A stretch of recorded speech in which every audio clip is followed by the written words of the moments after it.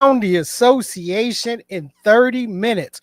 Welcome to Nothing But Net on the Sideline Junkies Podcast Network, where we discuss the happenings of today's NBA through the eyes of a couple of old heads. Now, remember, you can catch Nothing But Net Wednesdays, 7:30 Eastern Standard Time, right here on YouTube, Facebook Live, and X. The audio version of Nothing But Net is available on Thursdays and available on all of your favorite podcasting platforms like Spotify, Amazon Music, iHeartRadio, just to name a few. And make sure that you are subscribing to the Sideline Junkies Podcast Network on all of our social media platforms. Hey, yo, that man over there is the Midnight Rider. I am C. Perry II. And with all of that being said, yo, bro, let's jump it up. Let's go. Let's tip it off, baby. Yo, this was All-Star Weekend. Yes, sir. This past weekend. And I'll say it was interesting. And finally interesting. I'll say this. Finally interesting in a good way. All right. Now I'm not gonna lie, I ain't even peep Friday. Okay. I used to be real big on the celebrity game, but that was also during the Kevin Hart run. All right. When Kev was probably the greatest and most entertaining celebrity playing in the celebrity game, period. Since he retired, it's kind of been hard to watch. Plus, the definition, and actually this has been like a debate for a while as well, as it relates to the celebrity game and the definition of celebrity. Mm-hmm. This year, my main thing was, whoa, Shams, senior, NBA senior writer for ESPN, Shams Charania, was actually played in the game, which I found funny because I was like, we would have never seen Woj play in the game, right? And you damn sure ain't gonna see Brian Windowells playing in the game. They ain't happening. Now the problem is now a lot of these leagues and associations try to put themselves in touch with people because of their ability to spread the word via social media platforms. Mm-hmm. So that's technically now what celebrity is. It's not the actual celebrities. So you get people that you've never heard of because you don't watch this TikTok video or you don't watch this thing. So now that's your celebrity, and you're looking at the game like, okay. Yeah. Granted, I could care less about seeing Mr. Beast on the court. I could really care less about seeing Kai Cenat on the court. Okay. Mm-hmm. Now, Drewski is a different story because I have slowly but surely become a huge fan, of Drewski. All right. And I guess Glorilla was the biggest get this year. Okay. Okay, but your fiance's in the league, so it is what it is. So, shouts out to Kinston, K-Town, North Carolina's own Brandon Ingram, right. to be able to bag platinum selling rapper Glorilla. So shouts out to him. And I didn't really pay attention to the rookie All-Star game. For the rookie sophomore game, or however they had that formatted. Friday, Friday was a wash. It was whatever. All right. Now, so we get to Saturday night, which Saturday night is your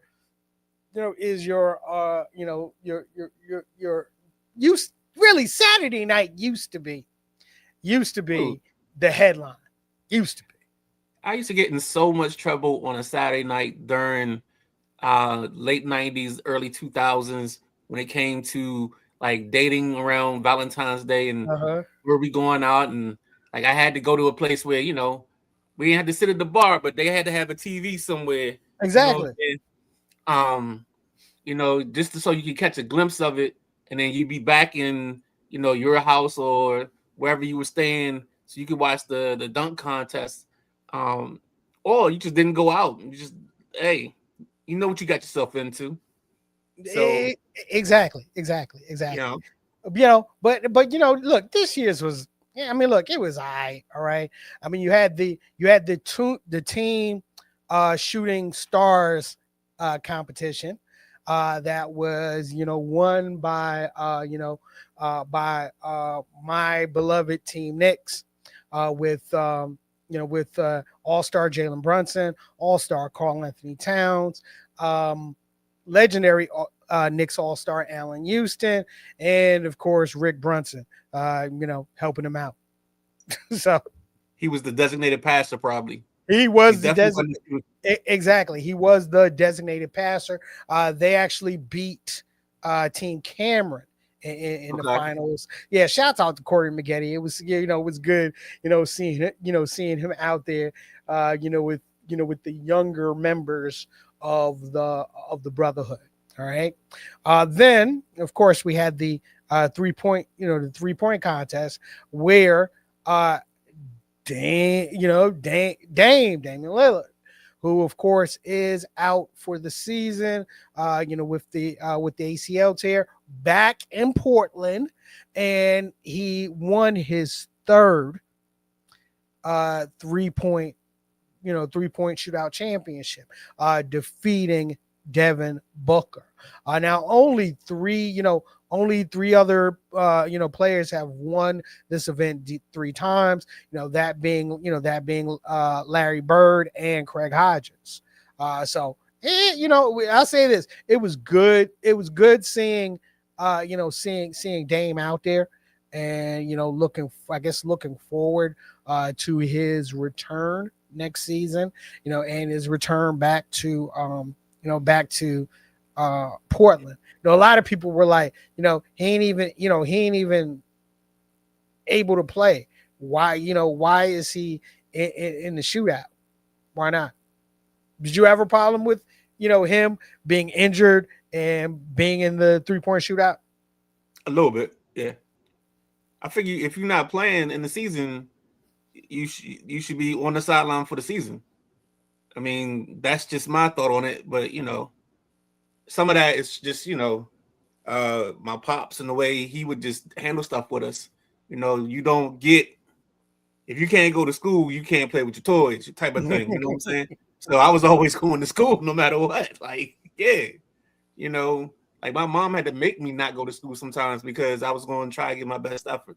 Um, so I think that's part of my thought process behind it. Um, but yeah, I had a problem, but it wasn't one of those things where I'm like, I'm gonna sit on the podcast and make you give me 5 minutes to like capitulate about this. Yeah, or I'm gonna poo poo the whole thing because he was injured. Yeah. I mean, trust me, I totally understand. When you shut it down, Right. you're supposed to shut it. Get it down. You're supposed to shut it down. But yeah, I had no problems with this. I had no problems with this at all. And then, of course, we get to what used to be the marquee of the entire weekend, which was the dunk contest.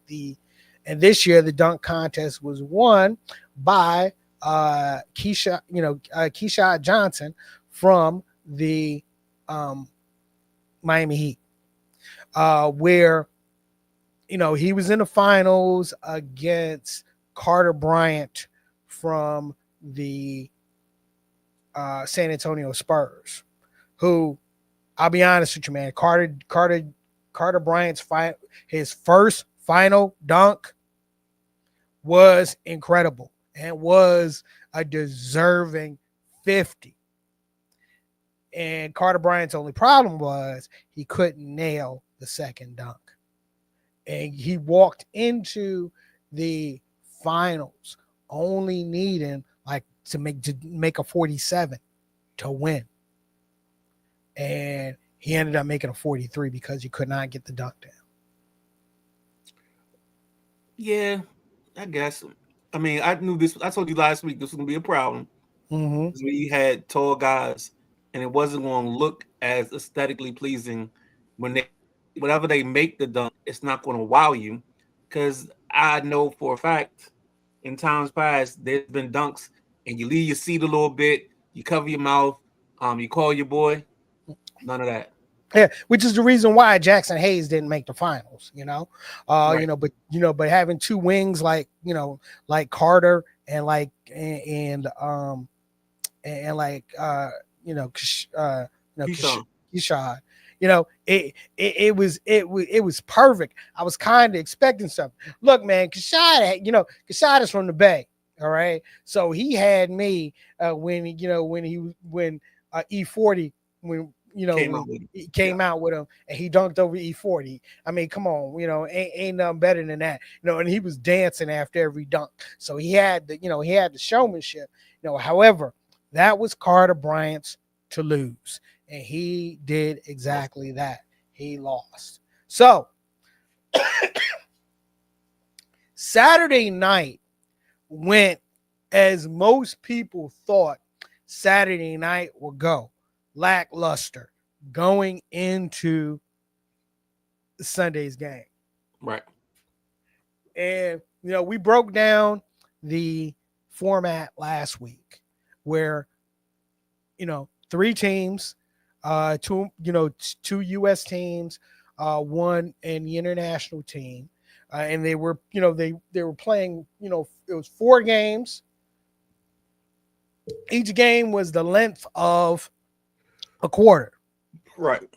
And of course, going into it, you were expecting what we've been getting in the All-Star game post Kobe. And that's how I'm going to put it, post Kobe. And something changed. In the first game, which was between Team World and team Stripes, which were the younger all stars led by Anthony Edwards and Cade Cunningham, and Victor Wembanyama set the tone for for all of Sunday with that block. And then after that, they were out there playing, not not showing off, not trick shots, not being lazy, actually playing. That first game and those first 3 games, all 3 of those games were entertaining. The third game, which were the Stars team, which was the OG team with LeBron James and Kevin Durant, versus the World team, man. Kawhi Leonard scored 35 points in 12 minutes in a Right. closely tight game. Those 3 games, you're talking about a 2-point advantage for each team. You had that second team where De'Aaron Fox hit that game-winning 3. So everyone played with heart.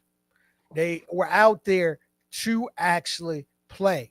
Now, when we got to the 4th game, the new school versus the OGs, yeah, the new boys just ran them off the court at that point. They really just ran them off the court at that point. So that's where you had the younger team, the Stripes, were the winners of the All-Star game with what I expected and what I was looking forward to, which is Anthony Edwards being named the most valuable player. Uh, and one thing that I liked about Ant, especially during the interview afterwards, the fact that he said, you know, when I get an opportunity to bust, to bust LeBron and bust, uh, Right. KD, I'm gonna take it. And another thing that I really enjoyed when it was post game, during the post game press conference, when he said that Wemby set the tone, I followed his lead, which told me automatically the young boys, they care and they Mm-hmm. wanted to see something different, and Wemby had to be the one to lead that charge, bro. What was your thoughts of Sunday and the energy from Sunday? No, I think everything happened the way you said it, man. I think the one thing that I loved and enjoyed was the fact that they competed. Some guys stepped back in their bag, like you said, Kawhi going for his 30 points in the quarter. And I think there's something to the pride of, even the way they broke it down intentionally and unintentionally to have the world team, the old heads, and then the new up and Yep. comers. And I think that helped the game be competitive because I knew that LeBron and them weren't going to let the young guys try to run them off the court. And I knew they weren't going to let the world team try to win because then they would have to hear about it. So it played out like I thought. I enjoyed the games. I enjoyed the whole situation. Um, but I think the conversations around the game outside of the game were some of the things that caught my eye. Such as. There's some topics out there. Okay. Well, I'll say this before we get to that. Um, I saw this on Yahoo Sports today, where um, Mm, you know, NBC, being one of the media partners, is making a push for some additions to All Star Weekend. One of those additions being either a one-on-one tournament or a two-on-two tournament. Hmm. One-on-one tournament. Yo, Midnight Rider, where have you heard this before? man, it's the way it's built. It's unrivaled as to how it happens and how it comes to be. Yeah. But the two of us have been saying for a long time that this is one thing that the NBA and All Star Weekend should borrow Yep. from Unrivaled, Yep. because it's because especially the one, if you're able to do a one-on-one, but something, to be honest with you, two-on-two sounds intriguing as well. But you would do the one on one around the other events. So you do the first round of one on ones, then you do the shooting stars. Then you do the next round of one on ones, the semis, because I think it Mm-hmm. has to be 8. I don't think you can do 16 just because of Yeah, I time. agree. Yeah, I So agree. then you do the 8, and then you come back with the 3 point. I think you do the dunk contest, then you do the final two, I agree. or I agree. you put the semifinals between the 3 point and the dunk, so that way, um, those guys aren't completely cold. Whoever the two finalists are, but it also makes it so now the night ends with the championship being given out, and now we got to figure out. Well, we're not even figuring out. We know that we've saved the best for last. Yeah, no, that's an interesting thought. Just going back just a little bit, do you think that Wemby setting the tone, okay, and let's be clear, this is going to be the tone Yeah, going forward in the Wemby era. Do yeah, you think that him setting the tone the way he did in this game might also set the tone to have some of the young stars in this league to finally start competing in the slam dunk contest? Because to me, the one person that will be able to lead the charge, and then I believe we will see the slam dunk contest resurgence, is if Ant-Man gets it. So I think we're at a point now. Mm-hmm. I think we gotta find creative ways to do this. I think we just call it the dunk contest. I think we even do it with a WWE kick, and we cut promos, and you get somebody that's a YouTube dunker. You get Matt McClung, and you get these guys to like hype themselves up and do kind of like a video, and that's how I would do it. I would turn it into a spectacle because we have so many dunk contests in this world that we become so immune to the dunk that we got to go somewhere else. Like we can't. Conventional wisdom has left the door, and it left probably about 10 years ago. I get what you're saying, but once you put a star, an actual star, or two actual stars in that slam dunk contest, it changes things. It changes everything. All right. To the point where you're not gonna need a YouTuber. You're not gonna need a you know, a G League player who can dunk, but that's all the hell he can do.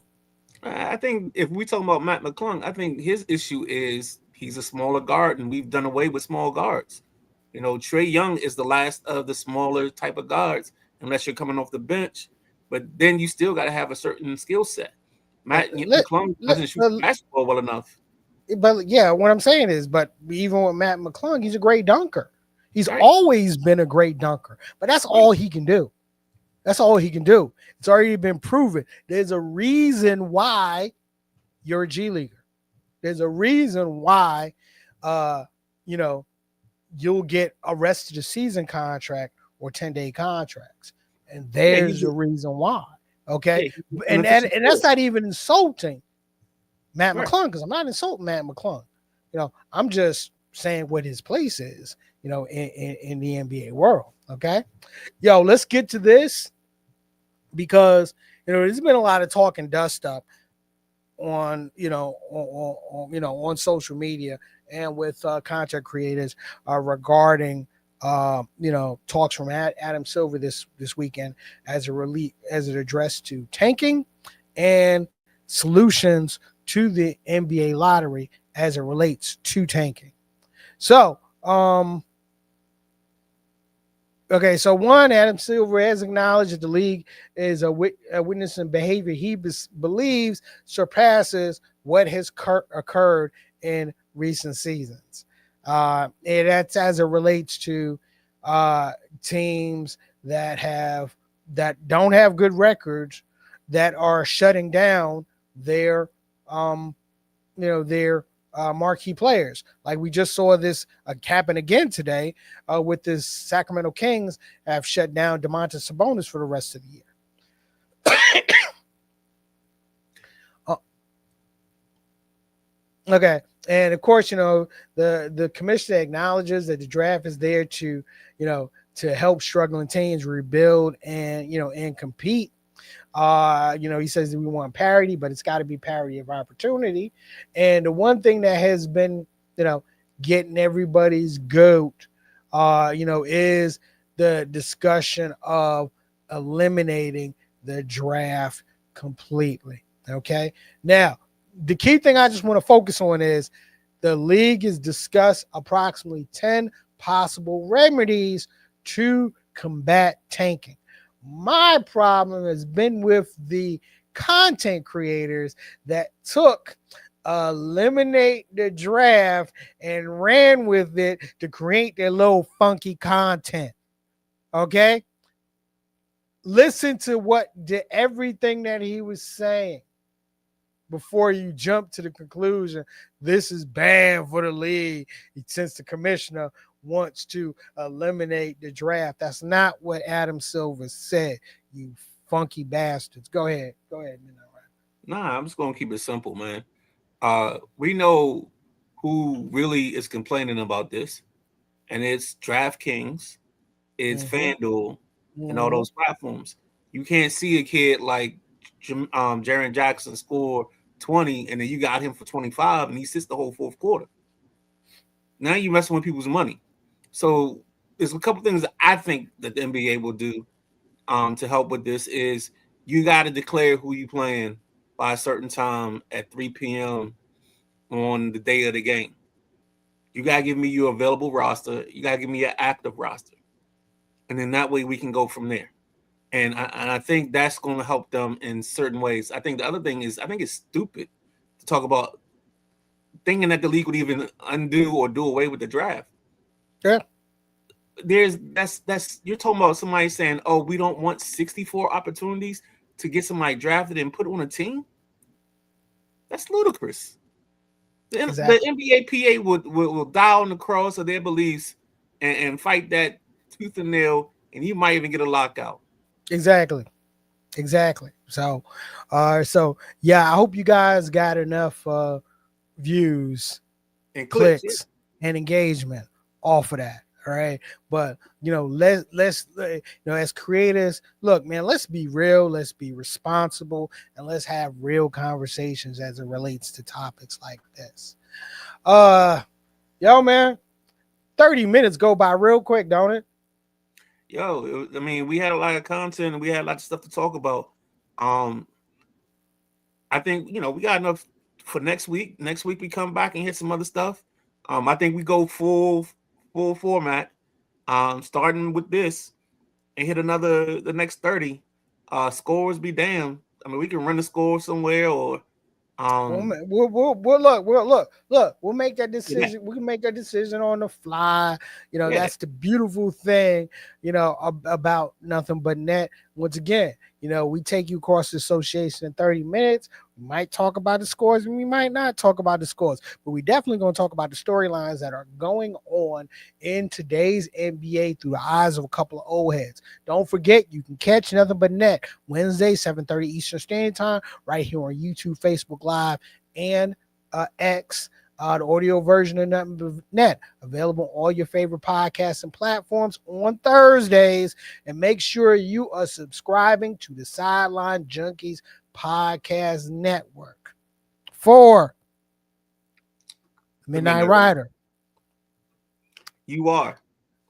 Where am I? Oh yeah, I'm C Perry the second. Look, guys, until next week. Swish, fall back, baby.